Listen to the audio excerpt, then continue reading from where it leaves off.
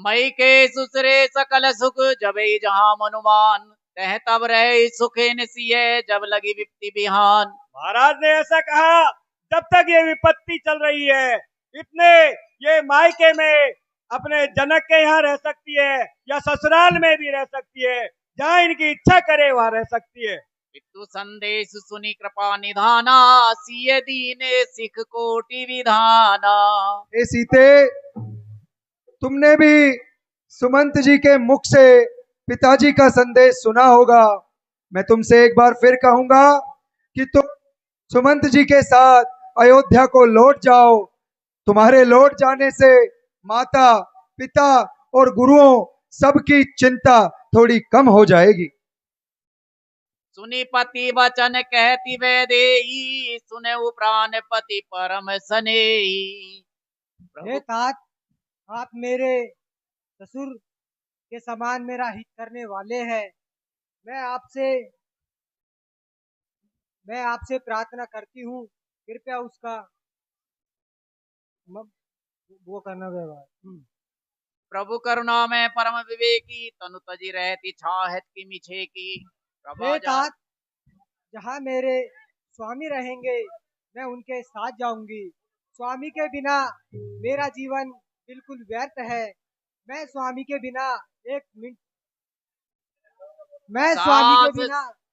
Minute भी नहीं रह सकती।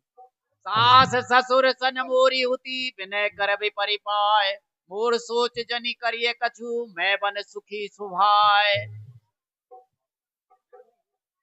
सुनी सुमंत्र सिय शीतल बानी, भयउ बिकल पनु मनि हानि।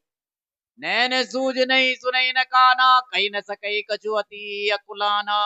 हे राम जी, आपकी बातों को सुनकर मेरे कानों से कुछ सुनाई नहीं दे रहा है, मेरी आंखों को कुछ दिखाई नहीं दे रहा है। अब मैं क्या करूं?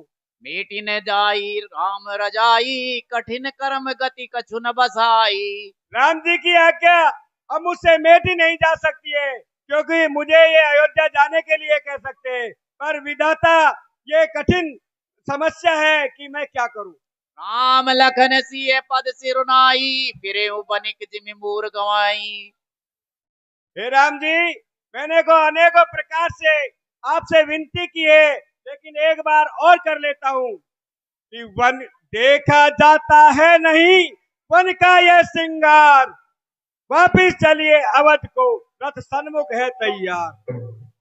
हो गई केकई की आज्ञा, वन में सरकार विराज चुके। तो तेरे हृदय गगन पर वरदानों के गण गाज चुके। यदि आप इतना भी नहीं कर सकते हैं तो एक कृपा तो कीजिए। वैदेही बेटी को वन में हम रोता देख नहीं सकते, पत्ता और कुशाओं पर सोता हम देख नहीं सकते। इसलिए इन्हें ही लौटा कर कुछ प्राण दीजिए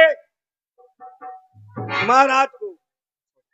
पर बस राम सुमंत्र पठाए, सुर सरि तीर आप तब आए।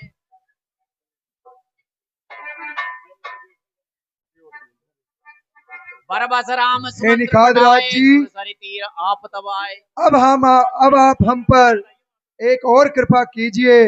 हमें किसी भी तरह से ये पवित्र नदी को पार करना है, आप इसे पार करवाने की व्यवस्था कीजिए।